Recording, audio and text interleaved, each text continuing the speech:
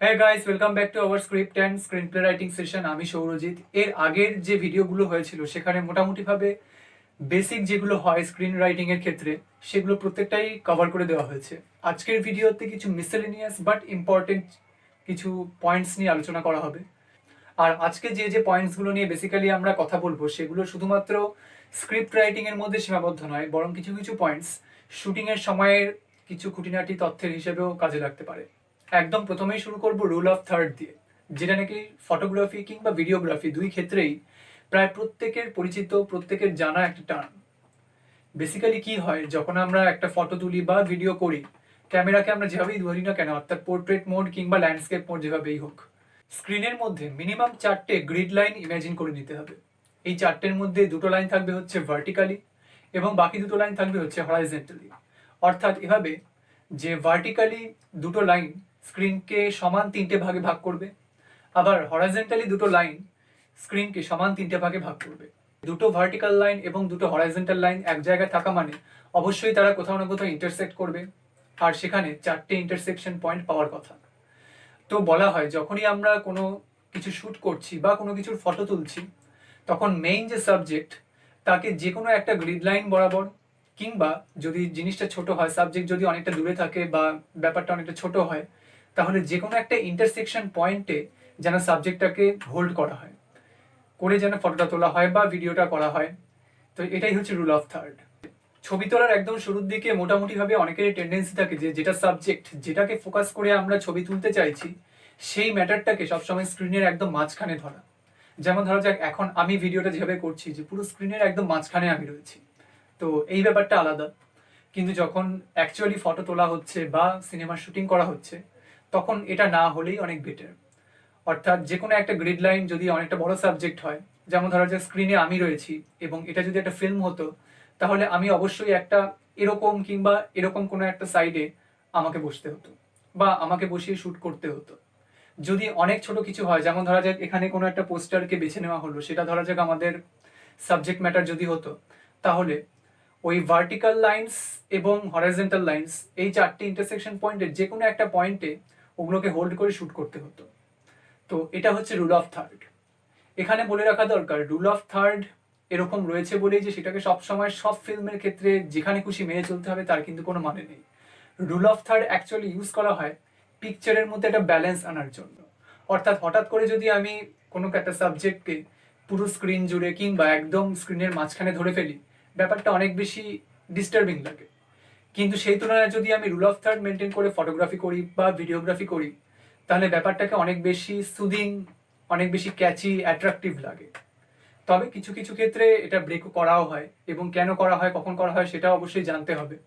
ধরা যাক আমি এমন কিছু শ্যুট করছি যেখানে আমার প্রচন্ড পরিমাণ থ্রিল দরকার, একটু ডিস্টার্বিং অ্যাম্বিয়েন্স দরকার, বোঝানো দরকার যে এরপর কিছু একটা খারাপ হতে চলেছে। আনইজিনেসের সিনেম্যাটিক ফিলিং দেওয়ার জন্য জেনারেলি সাবজেক্ট ম্যাটারকে অনেক সময় একদম ফিল্মের সেন্টারে রেখেও শ্যুট করা হতে পারে। তো রুল অফ থার্ড একটা সর্বজন বিদিত এবং সবাই মেনটেন করে এরকম একটা রুল, কিন্তু এরকম কোনো থাম রুল কোনো ফিল্ম মেকিং এর ক্ষেত্রেই নেই যে যখন খুশি সবসময় এটাকে ইউজ করে যেতেই হবে। Stanley Kubrick rule of third প্রচুরবার ব্রেক করেছেন। তার প্রচুর সিনেমাতে দেখা যায় যে পুরো যে সাবজেক্ট ম্যাটার সেটা একদম সেন্টারে, এবং দুপাশ, সাবজেক্ট ম্যাটারের দুপাশ, সেটা হলওয়ে হোক কিংবা আউটসাইড হোক, সব ক্ষেত্রেই মোটামুটি হবে সিমেট্রিক।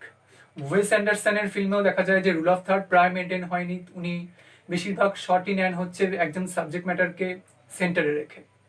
তো নিজের নিজের কাছে সেটার জন্য যথেষ্ট পরিমাণ ব্যাখ্যা থাকলে কোনো অসুবিধা নেই, কিন্তু জেনারেলি নর্মাল ফিল্ম মেকিং এর ক্ষেত্রে রুল অফ থার্ড সবসময় লক্ষ্য করা যায়। রুল অফ থার্ডের সঙ্গে ওতপ্রোতভাবে জড়িয়ে হচ্ছে গোল্ডেন রেশিও। গোল্ডেন রেশিও বা ফিবোনাচি সিকোয়েন্স আসলে কি জিনিস সেটা হচ্ছে ম্যাথমেটিক্যাল ব্যাপার পুরোপুরিভাবে, এবং অত গভীরে আমরা যাচ্ছি না।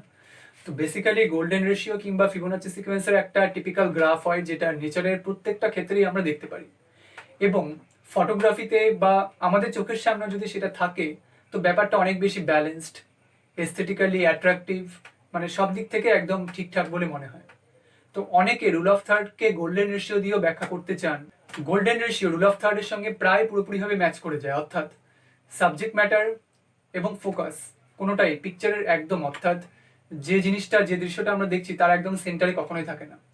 একটু বাম দিক ঘেঁষে বা একটু ডান দিক ঘেঁষে থাকে, নিচের দিকে বা উপরের দিকে, মানে কোনো একটা কর্নারের দিকে।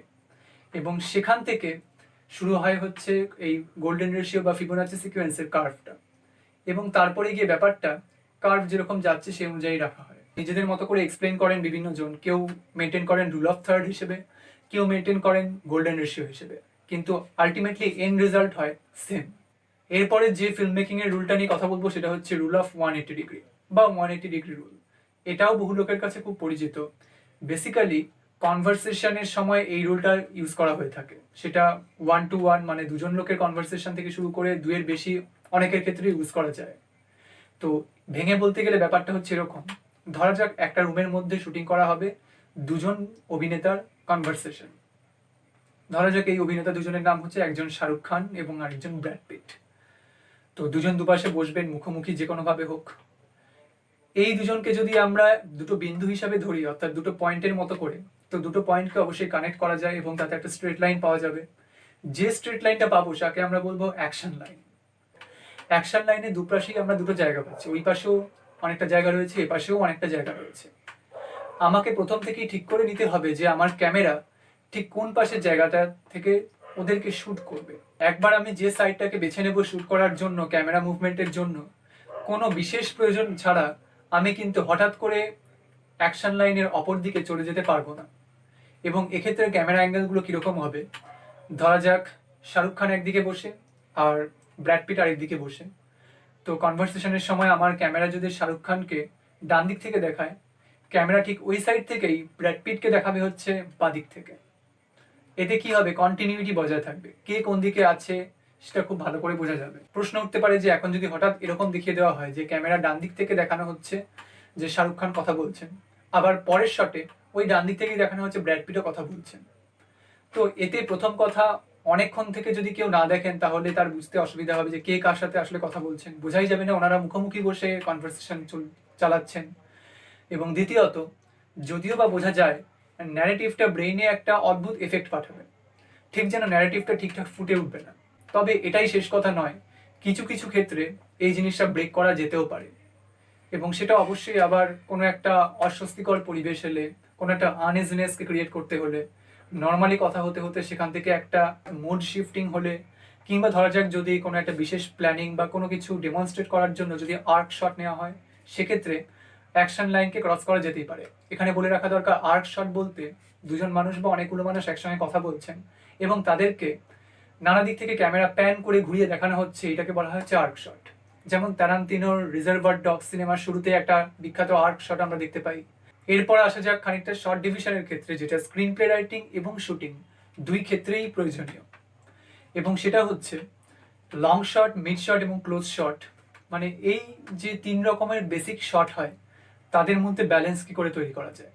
আমরা যত রকমের শট জানি, অনেক রকমের শট রয়েছে, টেকনিক্যাল টার্মস রয়েছে তাদের, কিন্তু বেসিক্যালি প্রত্যেকটা শটই কোনো না কোনোভাবে এই লং শট, মিড শট বা ক্লোজ শটের মধ্যে পড়ছে। আমরা বাংলা সিরিয়ালে জেনারেলি দেখে থাকি যে সবই মোটামুটি হবে মিড শট বা ক্লোজ শট। লং শটের পরিমাণ হয়তো সপ্তাহে একটা, তাও কিছুক্ষণের জন্য, এবং সেটা অনেকটা কার্টেন কলের মতন দেখতে লাগছে, অর্থাৎ ওই সিরিয়ালে যা যা চরিত্র আছে সবাই এসে একটা হল ঘরের মধ্যে দাঁড়িয়েছে, কিছুক্ষণ তাদেরকে লং শটে দেখিয়ে আবার ব্যাপারটাকে ক্লোজ শট, মিড শট এভাবে নিয়ে যাওয়া হলো। তো ওতে প্রবলেমটা কি হয়, যেহেতু বাংলা সিরিয়াল প্রায় 2000 পর্ব, 20,000 পর্ব ধরে চলে, প্রত্যেকের বাড়ি, প্রত্যেকের সংসার, প্রত্যেকটা চরিত্রের সম্পর্কে একটা আলাদা রকমের ধারণা আমাদের দেখতে দেখতে তৈরি হয়ে যায়। কিন্তু যদি আমরা একটা প্রফেশনালি সিনেমা বা ওয়েব সিরিজ বানাতে চাই, তাহলে তো এটা সম্ভব নয়। সেক্ষেত্রে বিশেষ করে সিনেমার ক্ষেত্রে ওই 3 ঘন্টা বা 2 ঘন্টা বা 1.5 ঘন্টার মধ্যে আমায় প্রত্যেকটা ক্যারেক্টার সম্পর্কে একটা ধারণা তৈরি করতে হবে। তো সেক্ষেত্রে যেরকম ভাবে আমরা গল্প লিখি বা গল্প বলি, ভিজুয়াল স্টোরি টেলিং এর জন্য লং শট, মিড শট এবং ক্লোজ শট সেভাবে ইউজ করতে হবে। আর ফিল্ম মেকিং এর ক্ষেত্রে long shot, mid shot, close শটে যাওয়ার আগে আমরা কিছু রিয়েল লাইফ এক্সাম্পলস দেখে নিই। ধরা যাক একটা লোককে আমরা দূর থেকে আসতে দেখছি, তাকে আমরা চিনি না, সে আসবে আমাদের সামনে দিয়েই যাবে কিংবা আমাদের সঙ্গে এসেই কথা বলবে। তো এক্ষেত্রে আমাদের ব্যাপারটা বা মাইন্ডে কি জিনিস চলবে, আমরা দূর থেকে আসতে দেখে লোকটার, শুধুমাত্র লোকটাকে যে দেখবো তা না, লোকটার আশেপাশে স্পেসটাকেও দেখবো, লোকটার হাঁটা চলা দেখবো, সে আস্তে আস্তে তার কীরকম জেস্টার্স, তার ফেসিয়াল এক্সপ্রেশনস সেগুলো লক্ষ্য রাখবো। অর্থাৎ মোদ্দা কথায় আমরা তাকে ওভারঅল একটা জাজমেন্টের মধ্যে রাখবো, জাজ করবো যে লোকটা কীরকম। এবার কাছে আসার পর সেই জাজমেন্ট ঠিকও হতে পারে, ভুলও হতে পারে। তো ফিল্ম মেকিং এর ক্ষেত্রেও ব্যাপারটা অনেকটা সেরকমই, যে লং শটে ক্যারেক্টারকেও দেখাচ্ছি, তার রিয়াকশনস তো আমাদের চোখে পড়ছেই জেস্টার্সের আকারে, সেই সঙ্গে তার আশেপাশের সারাউন্ডিংস অর্থাৎ কি স্পেস রয়েছে, সেখানে কি প্রপস রয়েছে, সেই অনুযায়ী লোকটার কীরকম এক্সপ্রেশন সেগুলো আমরা দেখতে পাচ্ছি, সেই অনুযায়ী লোকটাকে একটা জাজ করছি। এরপরে আমরা সে যখন ক্লোজে আসছে তখন স্পেসটাকে বাদ দিয়ে শুধু আমরা তার রিয়াকশনটাকে দেখছি এবং তাকে আরো ভালো করে চিনছি। যেমন ধরা যাক ইনগ্লোরিয়াস বাস্টার্ড সিনেমাটা আমরা দেখছি অনেক দূর থেকে যে কলোনেল হ্যান্স লান্ডা আসছেন অর্থাৎ ক্রিস্টোফ ওয়ালস আসছেন, তার সম্পর্কে আমরা কিচ্ছু জানি না, তাকে দেখে ভালো মানুষ বলে মনে হচ্ছে দূর থেকে। তিনি একজন উঁচু পদের সফিস্টিকেটেড ব্যক্তি, এবং এরপর তিনি যখন কথা বলতে সামনে আসেন, আমরা যখন তাকে মিড শট কিংবা ক্লোজ শটে দেখি তখন বোঝা যায় তিনি প্রচন্ড মিষ্টভাষী, ভদ্র, কিন্তু আবার ছুরির মতো ধারালো, বুদ্ধিমান এবং প্রচন্ড গুছানো একজন মানুষ। তো এভাবে একটা ক্যারেক্টারকে এস্টাবলিশ করা হলো। আবার উল্টোটাও হতে পারে, সেটার ক্ষেত্রে আগে একটা রিয়েল লাইফ এক্সাম্পল দেখে নিই। ধরা যাক কোথাও একটা পার্টিতে গিয়ে একদম প্রথমে একজন সামনে থেকে কোনো একজন মানুষের সঙ্গে আমাদের দেখা হলো, হ্যান্ডশেক হলো বা আলিঙ্গন হলো। তো এক্ষেত্রে তার আশেপাশে কি আছে এটার থেকে তার এক্সপ্রেশনটা কিরকম ছিল সেটাই আমাদের কাছে একদম প্রথম পরিচয়তেই সবচেয়ে বেশি করে ধরা পড়ে। অর্থাৎ এখানে আগে থেকে একটা জাজমেন্টের খুব বেশি জায়গা থাকে না, লোকটা যেমন সেভাবেই আমাদের কাছে প্রায় খানিকটা ধরা দেয়। তবে এর মানে এই নয় যে শুরুতেই কেউ যদি সামনে এসে কথা বলে তাকে আমরা জাজ করি না, তা নয়। কারণ আমার সাথে কথা বলে কোনো এক সময় সে আবার দূরে যাবে, তো তখন আমরা তাকে নোটিস করব, লক্ষ্য রাখবো, তাকে জাজ করব। তো ফিল্মের ক্ষেত্রেও সেটা হয়। ধরা যাক কোনো একটা ক্যারেক্টারকে শুরুতে আমরা একদম মুখের সামনে দেখলাম, একদম ক্লোজ শটে বা মিড শটে, তো তখন তার মধ্যে যে এক্সপ্রেশন রয়েছে সেটা আমরা জানতে পারছি। ক্যামেরা যখন একটু পিছনে গেল তখন তার সারাউন্ডিংসটাকে দেখলাম, আমাদের মনে আছে যে সে কি এক্সপ্রেশন দিয়েছিল প্রথমে, এবার সারাউন্ডিংসের সঙ্গে মিলিয়ে সেই এক্সপ্রেশনটা কিরকম রয়েছে সেই অনুযায়ী তাকে আমরা জাজ করতে পারছি। পরে যখন আমরা আবার তাকে লং শটে দেখবো তখনও আমরা খানিকটা তাকে জাজ করব।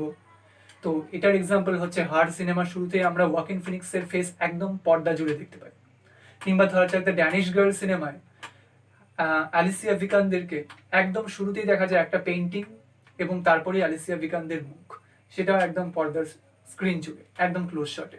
এবারে আমরা যেটা নিয়ে কথা বলবো সেটা হচ্ছে ন্যারেটিভের একটা বিশেষ স্টাইল, এবং এটার নাম হচ্ছে ব্রেকিং দ্য ফোর্থ ওয়াল। অর্থাৎ যে কোনো সিনেমার শুটিংয়ের ক্ষেত্রে বা ধরা যাক যাত্রা বা নাটক যেটা মঞ্চস্থ হচ্ছে, সেক্ষেত্রে এই পাশে রয়েছে ধরা হয় একটা ফার্স্ট ওয়াল, পেছনে রয়েছে সেকেন্ড ওয়াল, এটা হচ্ছে থার্ড ওয়াল, বা এদিক থেকে কাউন্টিং শুরু করলে এটা ফার্স্ট ওয়াল, সেকেন্ড ওয়াল, এটা হচ্ছে থার্ড ওয়াল। যেদিকে ক্যামেরা রয়েছে বা যেদিকে দর্শক রয়েছেন সেটা হচ্ছে ফোর্থ ওয়াল। যখনই ধরা যাক কোনো একটা সিনেমা হচ্ছে বা কোনো যাত্রা নাটক যেটাই হোক না কেন, অর্থাৎ অভিনেতারা যেটা পারফর্ম করছেন সেটা তাদের মধ্যেই সীমাবদ্ধ, দর্শকরা সম্পূর্ণভাবে বাইরে থেকে দেখছেন এবং তাদের সঙ্গে সিনেমার কোনো সম্পর্ক নেই, সিনেমায় তাদের কোনো ভূমিকা নেই বলা যায়।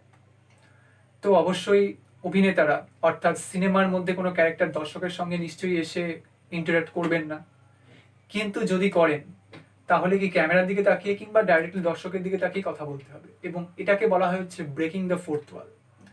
কখনোই সিনেমার সবকটা ক্যারেক্টার ব্রেকিং দ্য ফোর্থ ওয়াল করেন না, কারণ সেটা পুরোপুরিভাবে নীতিবিরুদ্ধ এবং অদ্ভুত একটা ন্যারেটিভের সৃষ্টি হবে।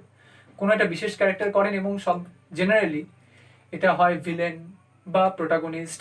ফোর্থ ওয়াল ব্রেক করার মেইন রিজন হচ্ছে ন্যারেটিভের মধ্যে বেশ একটা হিউমারাস কিংবা সার্কাস্টিক পাঞ্চ ঢোকানো।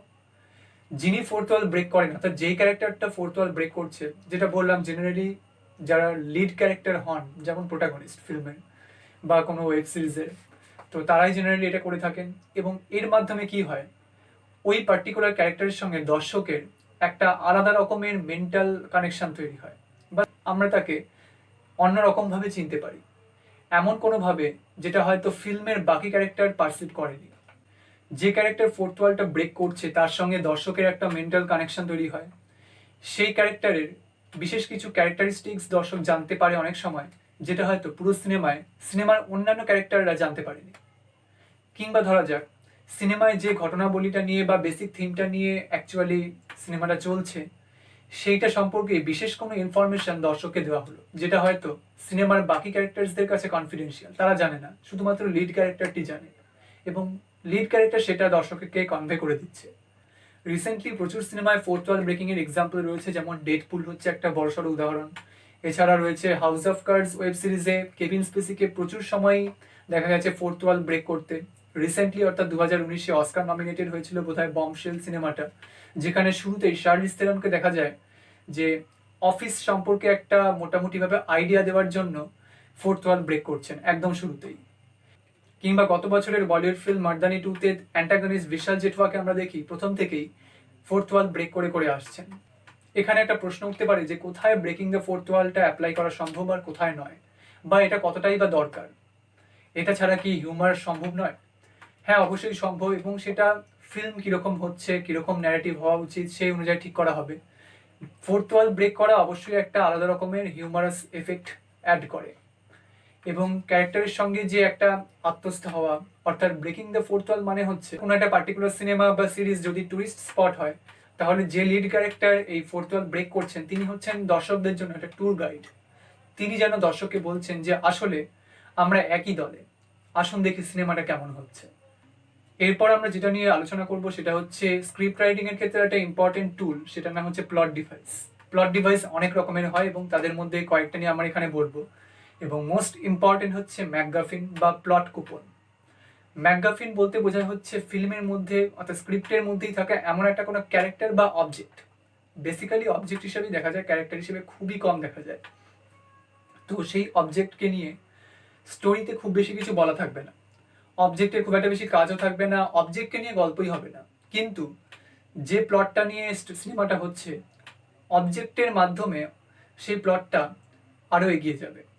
যেমন ধরা যাক সিটিজেন কেন সিনেমায় রোজবার্ড হচ্ছে একটা ম্যাকগাফিন, লর্ড অফ দ্য রিংস এই পুরো যে সিরিজটা তার মধ্যে যে একটা রিং সেটা হচ্ছে একটা ম্যাকগাফিন, কিংবা ধরা যাক টাইটানিক সিনেমায় যে একটা ওশেন ব্লু নেকলেস ছিল হার্ট শেপের, সেটা হচ্ছে একটা ম্যাকগাফিন। তারান্তিনোর পাল্প ফিকশন সিনেমাতে যে সুটকেস ব্রিফকেস আমরা দেখতে পাই সেটা হচ্ছে একটা ম্যাকগাফিন। অর্থাৎ যতগুলো সিনেমার নাম বললাম এবং যতগুলো ম্যাকগাফিন বা প্লট কুপনের উদাহরণ দেওয়া হলো, এরা কেউই কিন্তু সিনেমার মধ্যে খুব ইম্পর্টেন্ট কিছু না, ফিল্মে প্রচুরবার মেনশন রয়েছে, কিন্তু ফিল্ম কিন্তু ওটা নিয়ে নয়, বা ফিল্মে ওটার সম্পর্কে বিশেষ কিছু ভেঙে বলা হয়নি, কিন্তু ওটা এক্সিস্ট করে, এবং ওটা এক্সিস্ট করে বলে ফিল্মের গল্পটা এগিয়ে যাচ্ছে বা কোনো একটা বিশেষ টার্নে এসে পৌঁছচ্ছে। তো এরকম জিনিসকে বলা হয় হচ্ছে ম্যাকগাফিন বা প্লট কুপন। নেক্সট যে প্লট ডিভাইসের কথা আমরা বলবো সেটার নাম হচ্ছে রেড হেরিং। রেড হেরিং আসলে আমাদের সবার হয়তো সবচেয়ে পরিচিত একটা প্লট ডিভাইস, যে কোনো ক্রাইম থ্রিলার বা মিস্ট্রি বা হরর জাতীয় কোনো ফিল্মে এটা দেখা যায়। রেড হেরিং এর মূল কনসেপ্টটা হচ্ছে ডিসওরিয়েন্টেশন। অর্থাৎ ধরা যাক কোনো একটা পুলিশ ইনভেস্টিগেটিভ থ্রিলার চলছে, সেখানে প্রথমে কোনো একটা খুন দেখানো হয়েছে বা কোনো একটা ক্রাইম দেখানো হয়েছে, এবং আস্তে আস্তে পুলিশ যেরকমভাবে ইনভেস্টিগেশন এগোচ্ছে তাতে নানা রকমের কিছু এভিডেন্স হাতে আসছে, এবং সেই এভিডেন্সগুলো যে কোনো একজনের দিকে বা কোনো একটা বিশেষ ঘটনার দিকে পয়েন্ট আউট করছে। কিন্তু সিনেমাটা যখন আলটিমেটলি শেষ হলো, দেখা গেল যে ওই ঘটনাটা পুরোপুরি অন্য একটা ঘটনার সঙ্গে জড়িত, অর্থাৎ আলটিমেট কালপ্রিট পুরোপুরি অন্য একজন, ঘটনা যে মেইন ঘটেছিল সেটাও পুরোপুরি অন্য কিছু, কিন্তু মাঝখানে এতক্ষণ ধরে একটা ডিসওরিয়েন্টেশনের মাধ্যমে পুরো ঘটনাটাকে নিয়ে আসা হলো। তো সলিউশনে বা আলটিমেট কনক্লুশনে পৌঁছানোর আগে যে একটা ডিটোর নেওয়া হয়, বা দর্শককে যে এই যে ডিসওরিয়েন্ট করা হলো প্লটটার সম্পর্কে, এই যে কনসেপ্ট বা আইডিয়াটা, সেটার নাম হচ্ছে রেড হেরিং। এরপর যে প্লট ডিভাইসটা নিয়ে আলোচনা করব সেটা মেইনলি দেখা যায় ফ্যান্টাসি ফিল্ম বা কোনো রকমের সাইফাই টাইপের ফিল্মে, এবং এটার নাম হচ্ছে প্লট ভাউচার। প্লট ভাউচার হচ্ছে সব খুব ঘটনাবহুল সিনেমা বা ঘটনাবহুল কোনো একটা গল্প, যেখানে প্রোটাগনিস্টকে নানা রকমের অবস্টাকলসের মধ্য দিয়ে যেতে হচ্ছে। তো ধরা যাক প্রোটাগনিস্টের হাতে হঠাৎ করে এমন কোনো অবজেক্ট এলো বা যা খুশি আসতে পারে, যেটা দেখে প্রাথমিকভাবে মনে হতে পারে যে এটা কেন এলো, এটার কাজ কি, কিন্তু সেটা থেকে গেল প্রোটাগনিস্টের কাছে, এবং খুব ইমিডিয়েটলি একটা অবস্টাকলস আসবে, যেখানে আলটিমেটলি অজ্ঞাতসারে হোক বা জ্ঞাতসারেই হোক ওই অবজেক্টটা কাজে লাগিয়ে ওই অবস্টাকলটা পেরোতে হবে।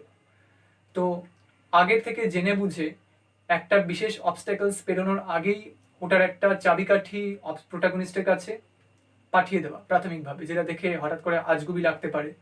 তো এই যে জিনিসটা, এটাকে বলা হয় হচ্ছে প্লট ভাউচার। এবং প্লট ভাউচার নামের এই প্লট ডিভাইসের সঙ্গে আরেকটা যে প্লট ডিভাইস ওতপ্রোতভাবে জড়িত, সেটার নাম হচ্ছে শেকভস গান।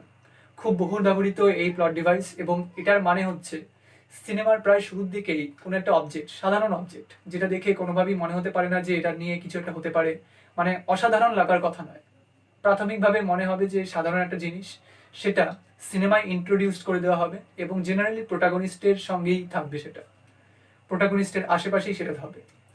সিনেমার একদম লাস্টে গিয়ে ওটার কোনো একটা সিগনিফিক্যান্স থাকবে, এমন নয় যে ওটা নিয়েই গল্প হচ্ছে, কিন্তু ওটার কারণেই কোনো একটা বিশেষ টার্ন এলো এরকম দেখানো হবে। যেমন আজকে আমি একটা ফিল্ম দেখছিলাম, ইব আলায়া ও। তো এই সিনেমায় আমরা প্রথমেই দেখি একটা রাইফেল আসে, রাইফেলটা রয়েছে হচ্ছে প্রোটাগনিস্টের বাড়িতেই, এবং সেই রাইফেল দিয়ে সারা সিনেমায় কোনো কাজ নেই, একদম লাস্টে গিয়ে একটা ব্যাপার হয়, ছোটোখাটো ব্যাপার, কিন্তু সেটাই অনেকটা সিনেমার টার্ন বোঝানোর জন্য যথেষ্ট। তো এটাকে একটা শেকভস গানের এক্সাম্পল বলা হয়। অন্যান্য আরো সিনেমাতেও প্রচুর পরিমাণে এরকম শেকভস গানের এক্সাম্পল লক্ষ্য করার মতো আছে। অর্থাৎ সাধারণ ভাষায় শেকভস গান হচ্ছে এমন একটা প্লট ডিভাইস যেটা সিনেমার শুরুতে কিংবা স্ক্রিপ্টের শুরুতে একদম সাধারণভাবে ইন্ট্রোডিউস করিয়ে জাস্ট রেখে দিতে হবে, কিন্তু সিনেমার শেষে গিয়ে সেটার একটা বিশেষ ভূমিকা থাকবে সিনেমার ক্লাইম্যাক্সে পৌঁছানোর জন্য। নেক্সট আমরা যে প্লট ডিভাইসটা নিয়ে আলোচনা করব সেটা হচ্ছে এমন একটা জিনিস যেটা সূক্ষ্মভাবে ভালো করে অ্যাপ্লাই করা হলে সিনেমাটা বেশ সুন্দর হতে পারে, কিন্তু শুধুমাত্র এই প্লট ডিভাইসটা জানা আছে বলেই যদি অ্যাপ্লাই করে ফেলা হয় হঠাৎ করেই, তাহলে রেজাল্ট হতে পারে একদম যাচ্ছে তাই। এই প্লট ডিভাইসের নাম হচ্ছে ডিউস এক্স মেশিনা। এরকম একটা অদ্ভুত নামের অন্য কারণ রয়েছে, সেটাই এখন আমরা যাচ্ছি না। এবং এই প্লট ডিভাইসের মেইন থিওরিটা হচ্ছে, ধরা যাক প্রোটাগনিস্ট কোনো একটা খুব অবস্ট্যাকলসের মধ্য দিয়ে যাচ্ছে এবং প্রায় হেরে গেছে। ক্লাইম্যাক্সের আশেপাশে এটা জেনারেলি হয় যে কোনো একটা লড়াই লড়ছেন এবং লড়তে লড়তে আলটিমেটলি এসে দেখা যাচ্ছে যে যিনি প্রোটাগনিস্ট তিনি হারছেন। কিন্তু এই সময় হঠাৎ করে এমন কেউ আসেন বা এমন একটা ইনসিডেন্ট হয় যার জন্য ব্যাপারটা পুরোপুরিভাবে টেবিলটা টার্ন হয়ে যায় প্রোটাগনিস্টের দিকে, এবং তিনি আস্তে আস্তে জয়ের মুখ দেখেন। তো এটার সঙ্গে হয়তো প্লট ভাউচারকে খানিকটা গুলিয়ে যেতে পারে যে সেই একই ব্যাপার, যে আগে থেকে কিছু একটা অবজেক্ট এলো যেটা নাকি ইমিডিয়েট পরে যে একটা অবস্টাকলস আসছে সেটাকে ভাঙতে ইউজ করা যেতে পারে। তো আসলে ব্যাপারটা ডিউস এক্সপ্রেশনের ক্ষেত্রে আরো অনেক বেশি সূক্ষ্ম। যেমন ধরা যাক কোনো একটা কোর্টরুম ড্রামা ফিল্ম হচ্ছে এবং সেখানে প্রোটাগনিস্ট একজন লয়ার। তো নানা রকমের এভিডেন্স দিতে দিতে কোর্টরুম ড্রামা হয়ে আলটিমেটলি যখন সিনেমাটা একদম শেষ দিকে দেখা যাচ্ছে আর কোনো এভিডেন্স দেওয়ার মতন নেই প্রোটাগনিস্টের কাছে এবং তিনি অলমোস্ট হেরে গেছেন, কিন্তু হঠাৎ করে এমন কোনো একটা এভিডেন্স হাতে লেগে গেল, চলে এলো, কেউ একজন সাক্ষী দিতে রাজি হলো, যার জন্য পুরো কেসটা ঘুরে গেল প্রোটাগনিস্টের দিকে। তো এই যে হঠাৎ করে একটা সাডেন চেঞ্জ, এই যে প্রোটাগনিস্টকে একটা অবস্টাকলসের মধ্যে, একটা চ্যালেঞ্জের মধ্যে হঠাৎ করে ফেলে দিয়ে তারপর তাকে আবার কিছু একটা অন্য ইনসিডেন্টের মাধ্যমে এনে তাকে তুলে ধরার চেষ্টা করা হচ্ছে, তাকে আবার জয়ের মুখ দেখানো হচ্ছে। এই যে ইনসিডেন্টটা হলো হঠাৎ করে, এই প্লট ডিভাইসটার নাম হচ্ছে ডিউস এক্স মেশিনা। তো যে কোনো যে ফিল্মে, যে কোনো জায়গায়, যে কোনো ক্রাইম থ্রিলারে হঠাৎ করে যদি হাওয়া থেকে এরকম একটা ইনসিডেন্টকে, যে কোনো একটা মানুষকে বা এভিডেন্সকে এনে ফেলা হয়, তাহলে হঠাৎ করেই মনে হতে পারে যে এটা কি হলো। তো অনেক বুঝে শুনে মাথা খাটিয়ে এটাকে ইউজ করা উচিত। আজকের জন্য লাস্ট যে প্লট ডিভাইসটা বলবো সেটা হচ্ছে শোল্ডার এঞ্জেল। এই প্লট ডিভাইসটা ইউজ হয় খুবই রেয়ারলি, জেনারেলি অ্যানিম সিরিজে, কার্টুনে এগুলো দেখা যায়, সিনেমাতে এর ব্যবহার খুবই কম জেনারেলি চুজ করা হয়। লিড ক্যারেক্টারের কোনো একটা বিশেষ ক্যারেক্টারিস্টিক ফিচার বা তার মধ্যেকার যে ইমোশনাল ড্রামা বা সাইকোলজিক্যাল যে কনফ্লিক্ট সেগুলো তুলে ধরার জন্য, বা তার কোনো মনের কথা, তার কোনো দ্বৈত সত্তা, এইসব জিনিসগুলোকে তুলে ধরার জন্য তৈরি করা হয় হচ্ছে শোল্ডার সেঞ্চুরি। যেমন ধরা যাক ডেথ নোট অ্যানিম সিরিজে রয়েছে এই প্লট ডিভাইসটা, কিংবা বার্ডম্যান সিনেমাতে একেবারে লাস্টের দিকে মাইকেল কিটানের পেছনে তার নিজেরই প্রিভিয়াসলি অভিনীত চরিত্র বার্ডম্যানকে তিনি দেখতে পান, এবং সেটা রয়েছে তার একটা মোটিভেটর হিসেবে, একটা ইন্সপিরেশন হিসেবে সেখানে তিনি দেখেন। তো এইটা হচ্ছে অনেকটা শোল্ডার্স এঞ্জেল এই প্লট ডিভাইস হিসেবে ইউজ করা হয়েছিল এখানে। কেন প্লট ডিভাইস জেনারেলি ইউজ করা হয়ে থাকে প্লটটাকে অর্থাৎ গল্পটাকে চালিয়ে নিয়ে যাওয়ার জন্য, বা কোনো বিশেষ টুইস্ট অ্যান্ড টার্নসে পৌঁছে দেওয়ার জন্য, বা গল্পের মধ্যে টেনশন তৈরি করার জন্য। যেমন খুব কমন প্লট ডিভাইস, যেটাকে আর প্লট ডিভাইস হিসেবে আলাদা করে বলার দরকার নেই, এটা হচ্ছে যে কোনো রোম্যান্টিক ফিল্ম হোক বা যে ধরনেরই ফিল্ম হোক না কেন, তার মধ্যে একটা লাভ ট্রায়াঙ্গেল ঢুকিয়ে দেওয়া। অফকোর্স তাতে একটা আলাদা রকমের আন্ডারটোন আসে এবং একটা টেনশনও তৈরি হয়। তো নানা রকমের শুটিং এবং স্ক্রিপ্ট এবং স্ক্রিন প্লে রাইটিং সংক্রান্ত যে মিসেলেনিয়াস ইনফরমেশন এবং সেই সংক্রান্ত যে কথাবার্তা, সেগুলো আজকের মতো এই পর্যন্তই। যা যা বেসিক্স এতদিন ধরে বলা হয়েছে আগের ভিডিওসে কিংবা আজকে বলা হলো, তার উপর বেস করেই মোটামুটিভাবে একটা স্ক্রিপ্ট সম্পূর্ণভাবে দাঁড় করানো সম্ভব। তো সেই অনুযায়ী স্ক্রিপ্ট চলুক, এবং নেক্সট ভিডিও হয়তো আসতে পারে, এবং ততদিন পর্যন্ত বাই।